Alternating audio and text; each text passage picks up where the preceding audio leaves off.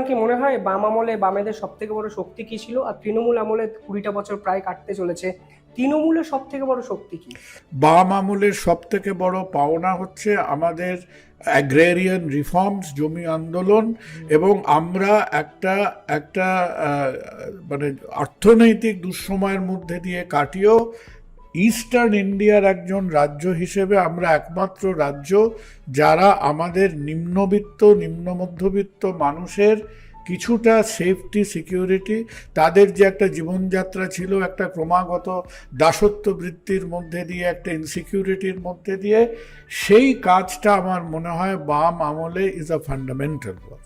তৃণমূলের জমানায় তুমি যদি বলতে চাও, তৃণমূল যে কাজটা করে দেখালো, তৃণমূল একটা জিনিস করে দেখালো যে একটা রাজনৈতিক শক্তি যে হয়তো কংগ্রেসের একটা অফশুট হয়ে এসেছিল, যে একজন মহিলার নেতৃত্বে একটা সর্ট অফ তৃণমূল কার ওপরে ফোকাস করলো? তৃণমূল ফোকাস করলো আমাদের মাইনরিটি পপুলেশনের ওপর, মিডল এবং লোয়ার মিডল ক্লাস এবং সাধারণ মানুষের ওপর ফোকাস করলো, যেটাকে অনেকে হয়তো মনে করবে প্রো মাইনরিটি পলিসি।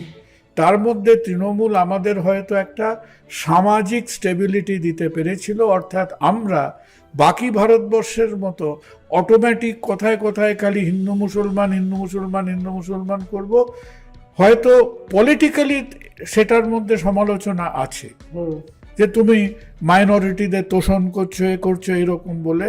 কিন্তু ওপর আমাদের একটা জনসংখ্যা যার 35%-এর ওপরে আমাদের মাইনরিটি পপুলেশন আছে, আমরা মোটামুটি একটা ভাবে নিজেদের এটাকে চালাতে পারি। এই মানুষগুলোই তো বামেদের ভোট ব্যাংক ছিল এক সময়, মানে গ্রাউন্ড লেভেল রিয়েলিটিটা যদি দেখেন। এখন আমার মনে হয় সেখানে নিশ্চয়ই গ্রাউন্ড লেভেলে তারা মনে করেছিল যে তারা বামেদের থেকে হয়তো কি বলবো, যে তারা হয়তো they were betrayed by the left government, কিভাবে আমি জানি না।